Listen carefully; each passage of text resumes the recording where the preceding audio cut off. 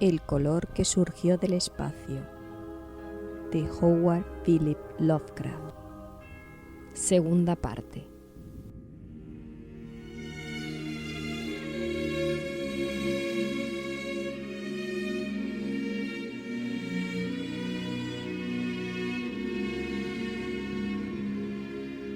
En mayo llegaron los insectos y la hacienda de Garner se convirtió en un lugar de pesadilla, llenos de zumbidos y serpenteos. La mayoría de aquellos animales tenían un aspecto insólito y se movían de un modo muy raro, y sus costumbres nocturnas contradecían todas las anteriores experiencias. Los Garner adquirieron el hábito de mantenerse vigilantes durante la noche. Miraban en todas las direcciones en busca de algo, aunque no podían decir de qué.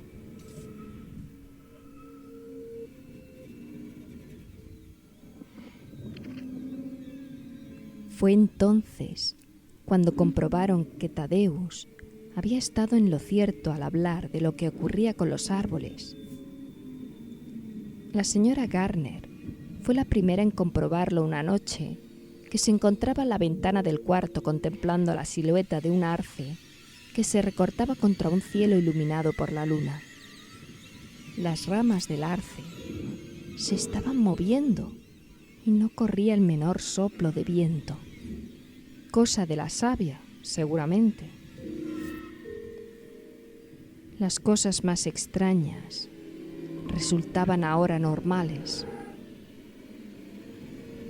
Sin embargo, el siguiente descubrimiento no fue obra de ningún miembro de la familia Garner.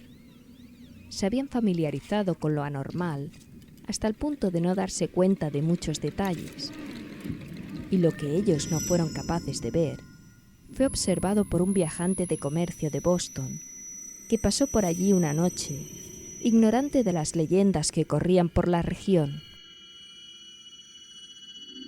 Lo que contó Narham apareció en un breve artículo publicado por la Gazette, y aquel artículo fue lo que todos los granjeros, incluido Narham, se echaron primero a los ojos.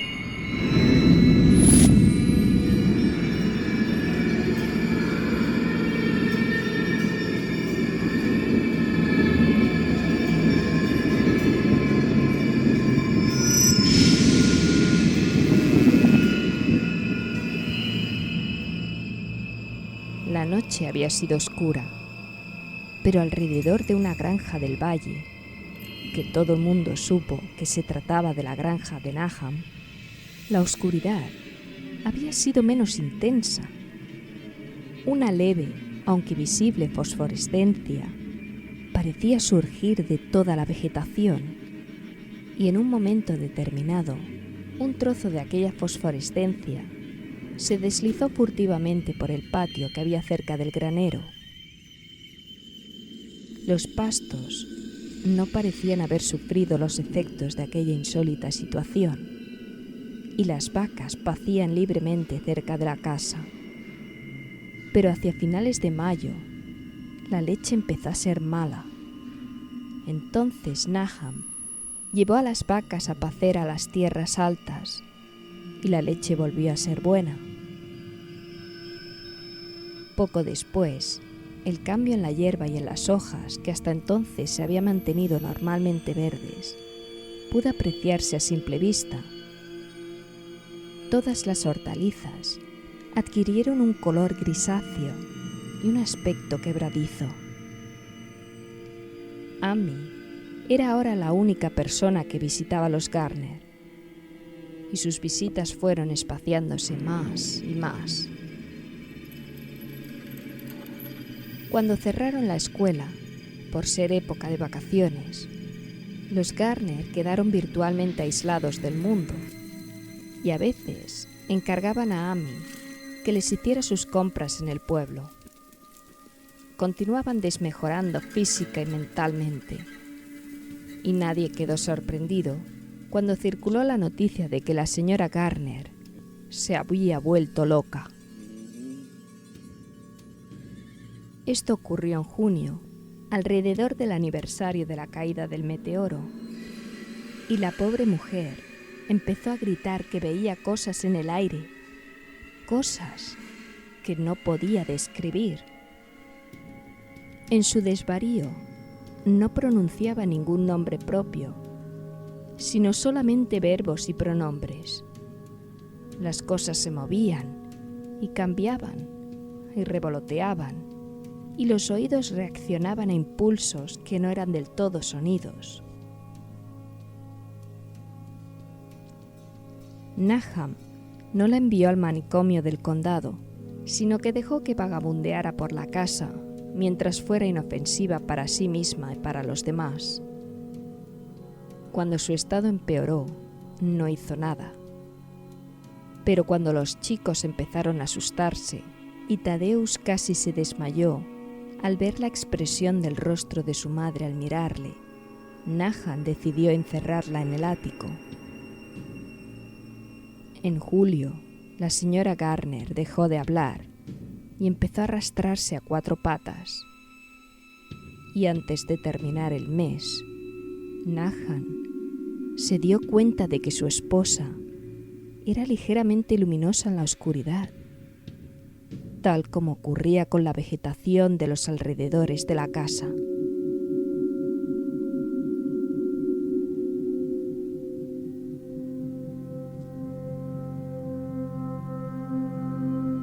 Esto sucedió un poco antes de que los caballos se dieran a la fuga.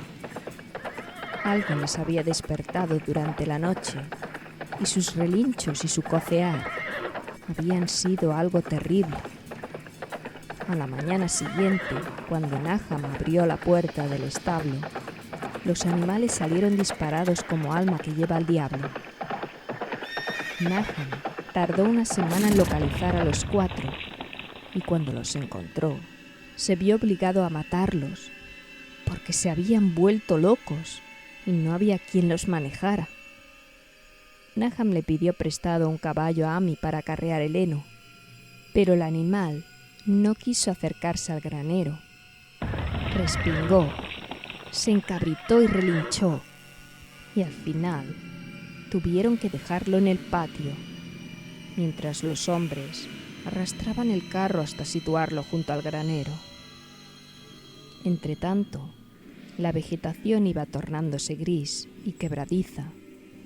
Incluso las flores, cuyos colores habían sido tan extraños, se volvían grises ahora, y la fruta era gris y enana e insípida.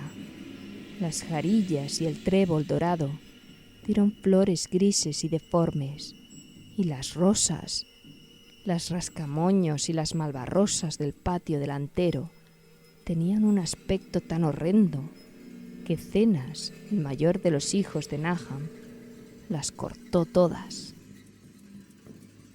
Al mismo tiempo, fueron muriéndose todos los insectos, incluso las abejas que habían abandonado sus colmenas. En septiembre, toda la vegetación se había desmenuzado, convirtiéndose en un polvillo grisáceo, y Nahum temió que los árboles murieran antes de que la ponzoña se hubiera desvanecido del suelo.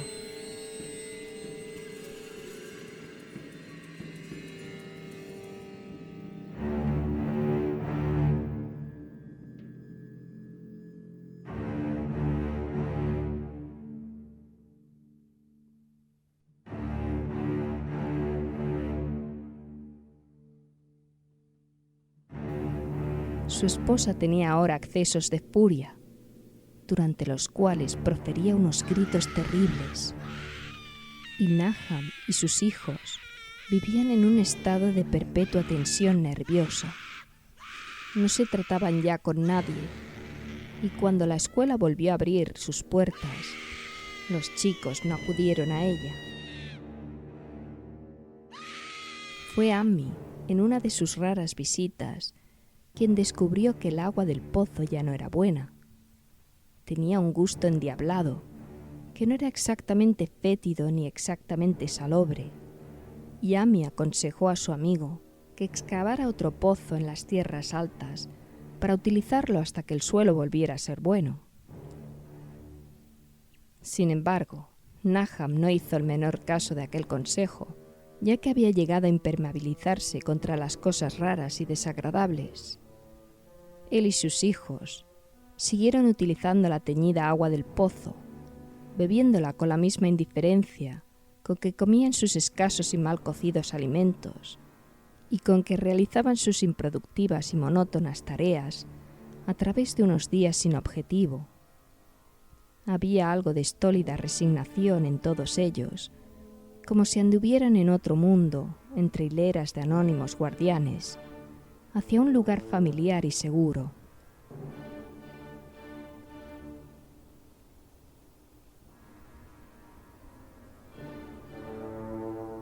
Tadeusz se volvió loco en septiembre, después de una visita al pozo. Había ido allí con un cubo y había regresado con las manos vacías, encogiendo y agitando los brazos y murmurando algo acerca de los colores móviles que había allí abajo. 2 locos en una familia representaban un grave problema, pero Nahum se portó valientemente. Dejó que el muchacho se moviera a su antojo durante una semana, hasta que empezó a portarse peligrosamente, y entonces lo encerró en el ático, enfrente de la habitación ocupada por su madre.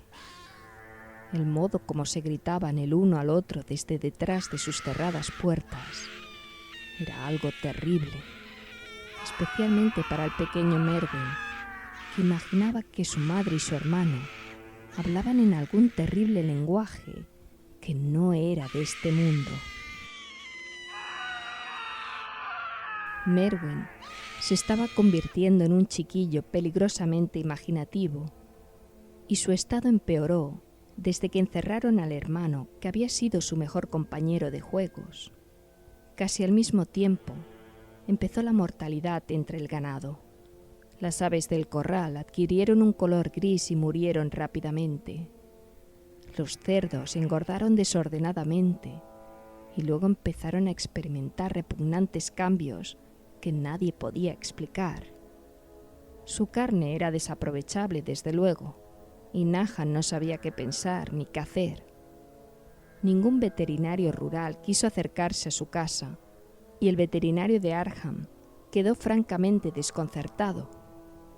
La cosa resultaba tanto más inexplicable, por cuanto aquellos animales no habían sido alimentados con la vegetación emponzoñada. Luego les llegó el turno a las vacas.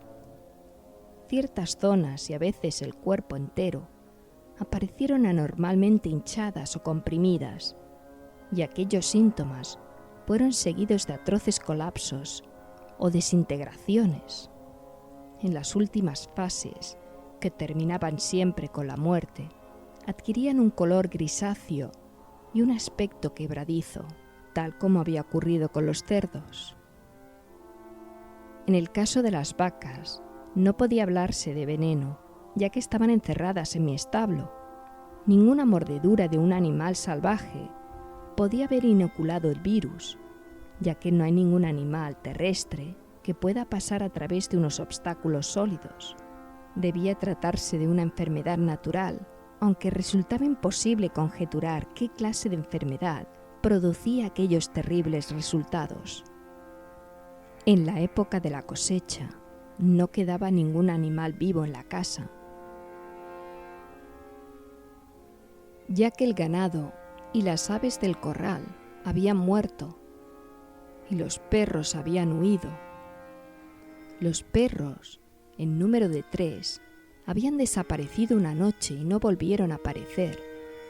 Los 5 gatos se habían marchado un poco antes, pero su desaparición apenas fue notada, ya que en la casa no había ahora ratones, y únicamente la señora Garner sentía un cierto afecto por los graciosos felinos. El 19 de octubre, Nahum se presentó en casa de Amy con espantosas noticias. La muerte había sorprendido al pobre Tadeusz en su habitación del ático y le había sorprendido de un modo que no podía ser contado. Nahum había excavado una tumba en la parte trasera de la granja y había metido allí lo que encontró en la habitación. En la habitación no podía haber entrado nadie, ya que la pequeña ventana enrejada y la cerradura de la puerta estaban intactas. Pero lo sucedido tenía muchos puntos de contacto con lo ocurrido en el establo.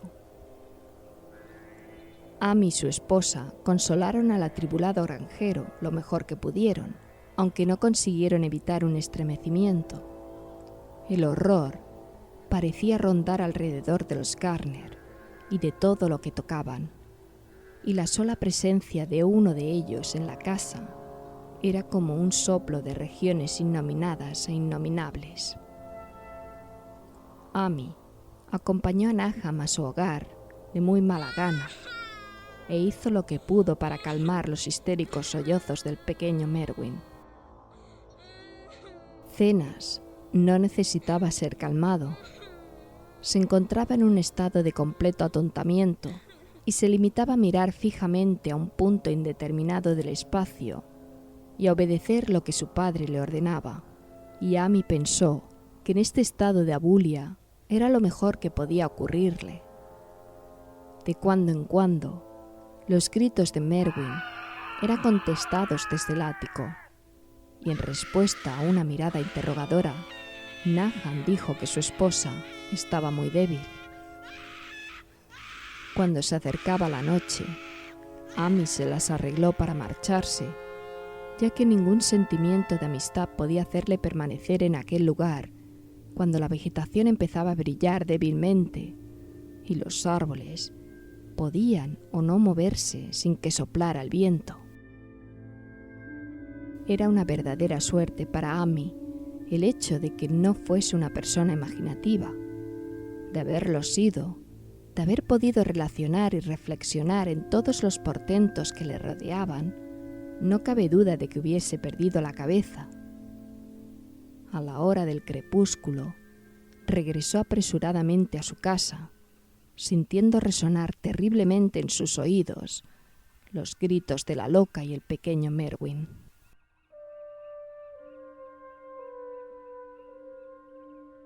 Tres días más tarde, Nahum se presentó en la casa de Amy muy de mañana y, en ausencia de su huésped, le contó a la señora Pierce una horrible historia que ella escuchó temblando de miedo. Esta vez se trataba del pequeño Merwin. Había desaparecido. Había salido de la casa cuando ya era de noche, con un farol y un cubo para traer agua, y no había regresado.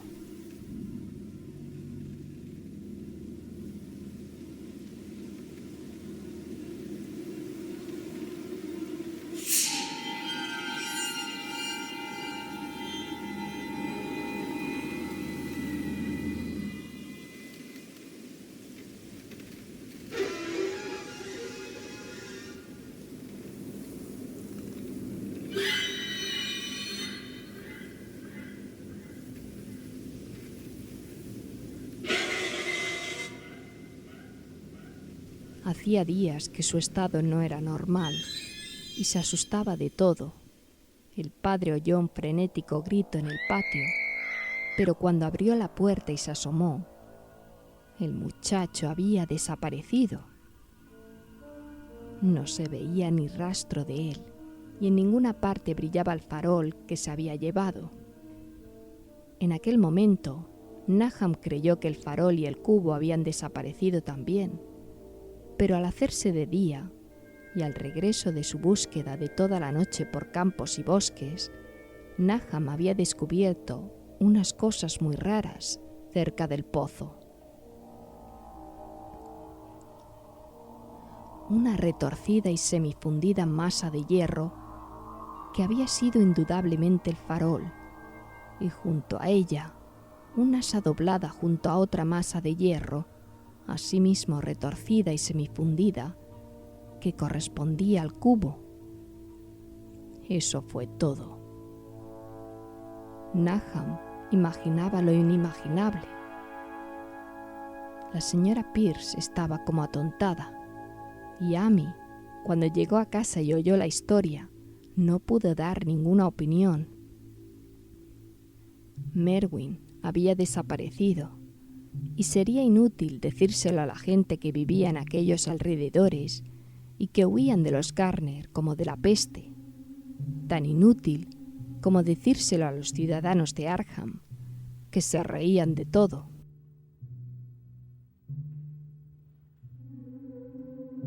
Tad había desaparecido y ahora había desaparecido Merwin.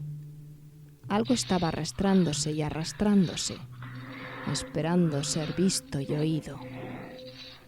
Nahum no tardaría en morirse y deseaba que Amy velara por su esposa y por Cenas, si es que le sobrevivían.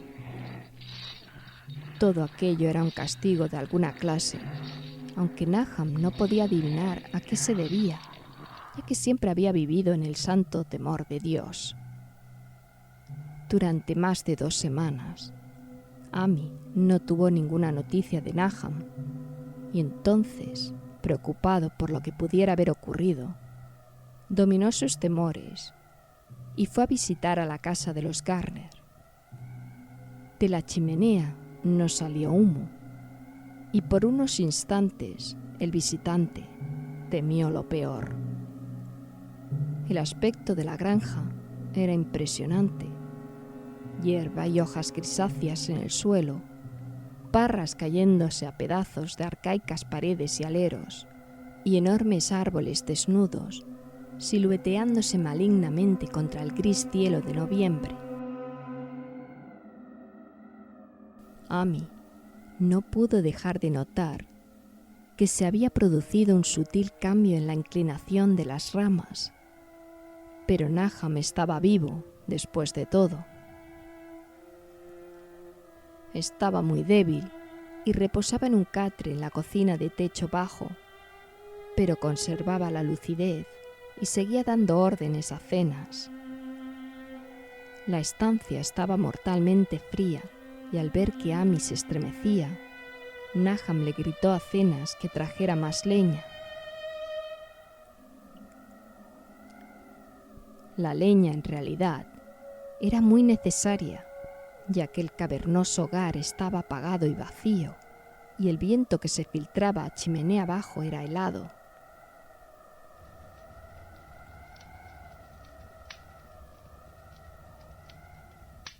De pronto, Nahum le preguntó si la leña que había traído su hijo le hacía sentirse más cómodo, y entonces Amy se dio cuenta de lo que había ocurrido. Finalmente la mente del granjero había dejado de resistir a la intensa presión de los acontecimientos. Interrogado discretamente a su vecino, Amy no consiguió poner en claro lo que había sucedido a Cenas. En el pozo. Vive en el pozo. Fue todo lo que su padre dijo. Luego, el visitante recordó súbitamente a la esposa loca y cambió de tema. ¿Navi? Está aquí, desde luego, fue la sorprendida respuesta del pobre Nahum. Y Amy no tardó en darse cuenta de que tendría que investigar por sí mismo. Dejando al inofensivo granjero en su catre, cogió las llaves que estaban colgadas detrás de la puerta y subió los chirriantes escalones que conducían al ático. La parte alta de la casa estaba completamente silenciosa y no se oía el menor ruido en ninguna dirección. De las 4 puertas a la vista, solo una estaba cerrada, y en ella probó Amy varias llaves del manojo que había cogido. A la tercera tentativa, la cerradura giró y Amy empujó la puerta pintada de blanco. El interior de la habitación estaba completamente a oscuras, ya que la ventana era muy pequeña y estaba medio tapada por las rejas de hierro, y Amy no pudo ver absolutamente nada.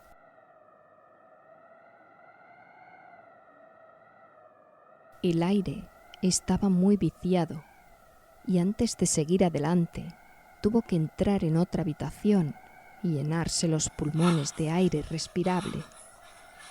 Cuando volvió a entrar, vio algo oscuro en un rincón y al acercarse no pudo evitar un grito de espanto.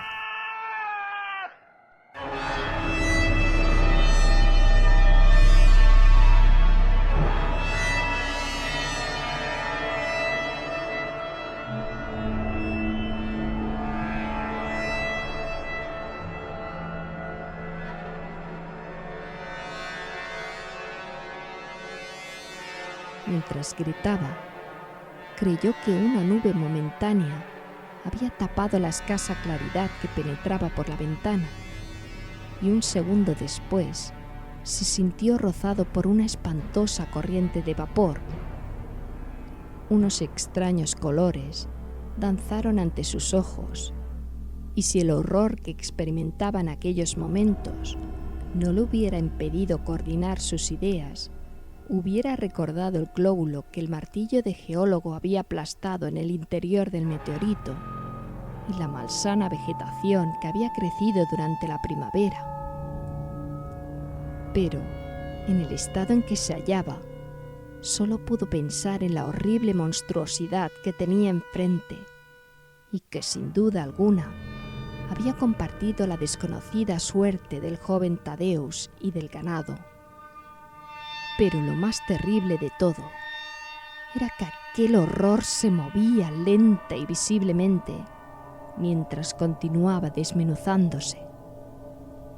Amy no me dio más detalles de aquella escena, pero la forma del rincón no reapareció en su relato como un objeto movible. Hay cosas que no pueden ser mencionadas, y lo que se hace por humanidad es a veces cruelmente juzgado por la ley.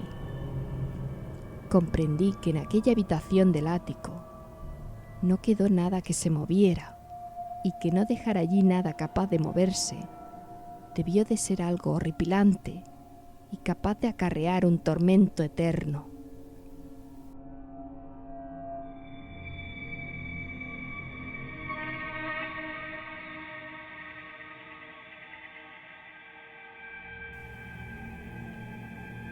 Cualquiera no tratándose de un estólido granjero se hubiera desmayado o enloquecido, pero Amy volvió a cruzar el umbral de la puerta pintada de blanco y encerró el espantoso secreto detrás de él. Ahora debía ocuparse de Nahum. Este tenía que ser alimentado y atendido y trasladado a algún lugar donde pudiera cuidarle. Cuando empezaba a bajar la oscura escalera, Amy oyó un estrépito debajo de él. Incluso le pareció haber oído un grito y recordó nerviosamente la corriente de vapor que le había rozado mientras se hallaba en la habitación del ático. Oprimido por un vago temor, oyó más ruidos debajo suyo. Indudablemente, estaban arrastrando algo pesado, y al mismo tiempo se oía un sonido todavía más desagradable, como el que produciría una fuerte succión. Sintiendo aumentar su terror, pensó en lo que había visto en el ático. ¡Santo cielo! ¿En qué fantástico mundo de pesadilla había penetrado? No se atrevió a avanzar ni a retroceder y permaneció inmóvil, temblando en la negra curva del rellano de la escalera. Cada detalle de la escena estallaba de nuevo en su cerebro. De repente se oyó un frenético relincho proferido por el caballo de Amy, seguido inmediatamente por un ruido de cascos que indicaba una precipitada fuga. Al cabo de un instante, caballo y calesa estaban fuera del alcance del oído, dejando al asustado Amy inmóvil en la oscura escalera, la tarea de conjeturar qué podía haberles impulsado a desaparecer tan repentinamente. Pero aquello no fue todo. se produjo otro ruido fuera de la casa, una especie de chapoteo en el agua. Debió de haber sido en el pozo. Amy había dejado a Hero desatado cerca del pozo y algún animalito debió meterse entre sus patas, asustándolo y dejándose caer después en el pozo. Y la casa seguía brillando con una pálida fosforescencia. Dios mío, qué antigua era la casa. La mayor parte de ella edificada antes de 1670 y el tejado holandés más tarde de 1730. En aquel momento se oyó el ruido de algo que se arrastraba por el suelo de la planta baja y Amy aferró con fuerza el palo que había cogido en el ático sin ningún propósito determinado. Procurando dominar sus nervios, terminó su descenso y se dirigió a la cocina. Pero no llegó a ella, ya que lo que buscaba no estaba ya allí. Había salido a su encuentro y hasta cierto punto estaba aún vivo. Si se había arrastrado o si había sido arrastrado por fuerzas externas, es cosa que Amy no hubiera podido decir, pero la muerte había tomado parte en ello. Todo había ocurrido durante la última media hora, pero el proceso de desintegración estaba ya muy avanzado. Había allí una horrible fragilidad debida a lo quebradizo de la materia, y del cuerpo se desprendían fragmentos secos. Amy no pudo tocarlo, limitándose a contemplar horrorizado la retorcida caricatura de lo que había sido un rostro.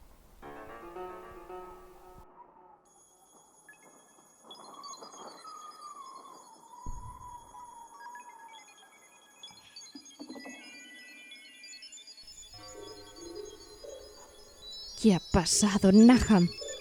¿Qué ha pasado?», susurró, y los agrietados y tumefactos labios apenas pudieron murmurar una respuesta final. Nada. El color quema. Frío y húmedo, pero quema. Vive en el pozo. Lo he visto. Una especie de humo, igual que las flores de la pasada primavera.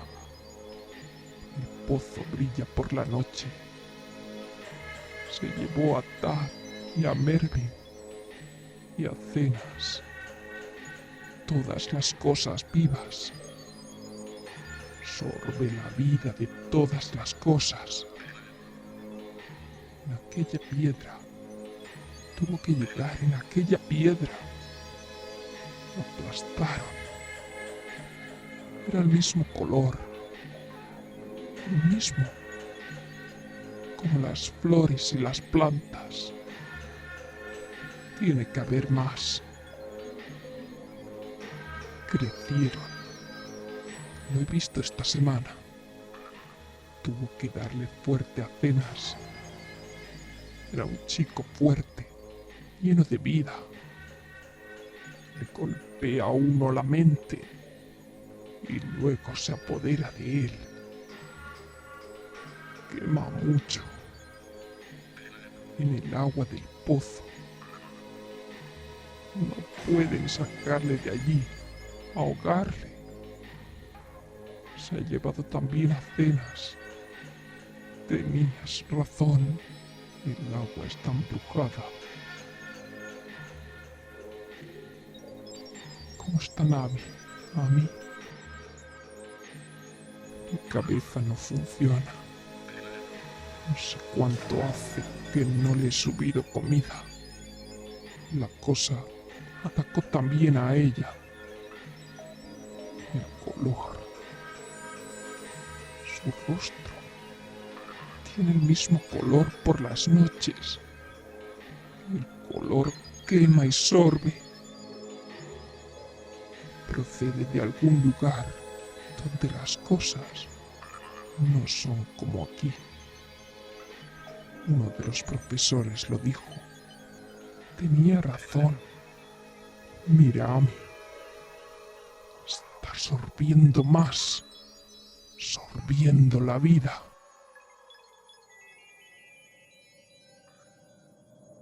Pero eso fue todo.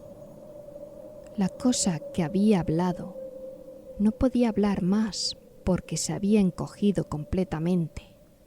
Amy lo cubrió con un mantel a cuadros blancos y rojos y salió de la casa por la puerta trasera. Trepó por la ladera que conducía a las tierras altas y regresó a su hogar por el camino del norte y los bosques. No pudo pasar junto al pozo desde el cual había huido su caballo. Miró hacia el pozo a través de una ventana y recordó el chapoteo que había oído. El chapoteo de algo que se había sumergido en el pozo después de lo que había hecho con el desdichado Nahum. Cuando Amy llegó a su casa, se encontró con que el caballo y la calesa le habían precedido. Su esposa le aguardaba llena de ansiedad.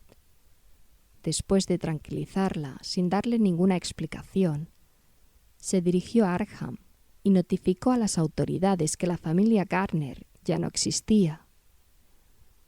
No entró en detalles, limitándose a hablar de las muertes de Nahum y de Navi. La de Thaddeus era ya conocida. Y dijo que la causa de la muerte parecía ser la misma extraña dolencia que había atacado al ganado. También dijo que Merwin y Zenas habían desaparecido. En la jefatura de policía le interrogaron ampliamente y al final se vio obligado a acompañar a 3 agentes a la granja de Garner, juntamente con el coronel, el médico forense y el veterinario que había atendido a los animales enfermos. Amy fue con ellos de muy mala gana, ya que la tarde estaba muy avanzada y temía que la noche le cogiera en aquel lugar maldito, aunque era un consuelo saber que iba a estar acompañado de tantos hombres. Los 6 hombres montaron en un carro, siguieron a la calesa de Amy y llegaron a la granja alrededor de las 4. A pesar de que los agentes estaban acostumbrados a presenciar espectáculos horripilantes, todos se estremecieron a la vista de lo que fue encontrado debajo del mantel a cuadros rojos y blancos y en la habitación del ático. El aspecto de la granja, con su desolación gris, era ya bastante terrible, pero aquellos 2 retorcidos objetos sobrepasaban toda medida de horror.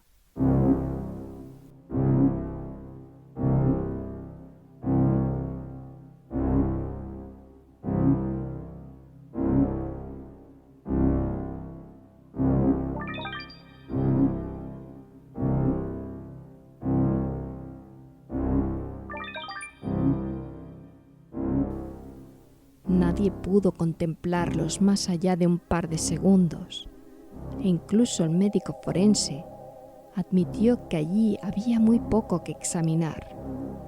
Podían analizarse unas muestras, desde luego, de modo que él mismo se encargó de agenciárselas. Y al parecer, aquellas muestras provocaron el más inextricable rompecabezas con el que se enfrentara nunca el laboratorio de la universidad. Bajo el espectroscopio, las muestras revelaron un espectro desconocido, muchas de cuyas bandas eran iguales que las que había revelado el extraño meteoro al ser analizado. La propiedad de emitir aquel espectro se desvaneció en un mes, y el polvo consistía principalmente en fosfatos y carbonatos alcalinos.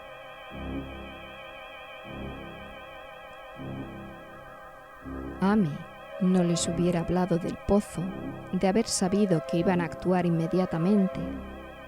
Se acercaba la puesta de sol y estaba ansioso por marcharse de allí, pero no pudo evitar el dirigir miradas nerviosas al pozo, cosa que fue observada por uno de los policías, el cual le interrogó.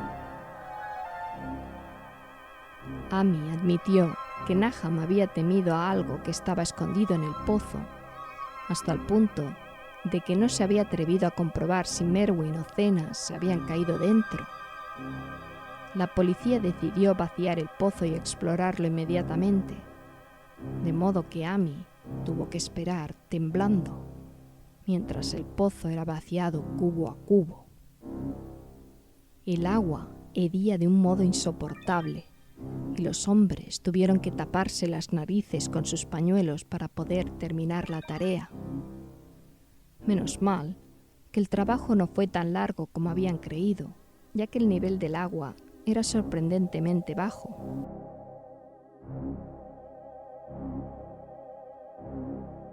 No es necesario hablar con demasiados detalles de lo que encontraron. Merwin y Zenas estaban allí los dos, aunque sus restos eran principalmente esqueléticos. Había también un pequeño cordero y un perro grande en el mismo estado de descomposición, aproximadamente, y cierta cantidad de huesos de animales más pequeños. El limo del fondo parecía inexplicablemente poroso y burbujeante, y un hombre que bajó atado a una cuerda y provisto de una larga pértiga se encontró con que se podía hundir la pértiga en el fango con toda su longitud sin encontrar ningún obstáculo.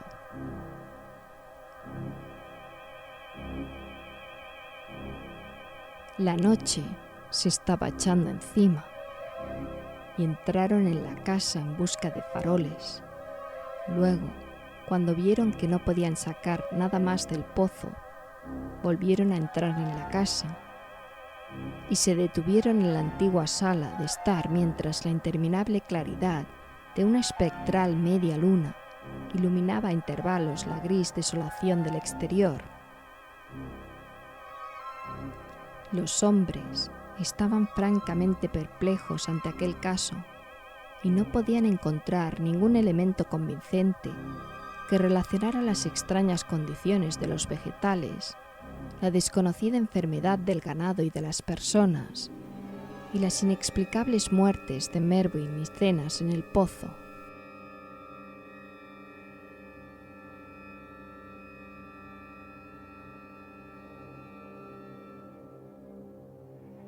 Fin de la segunda parte.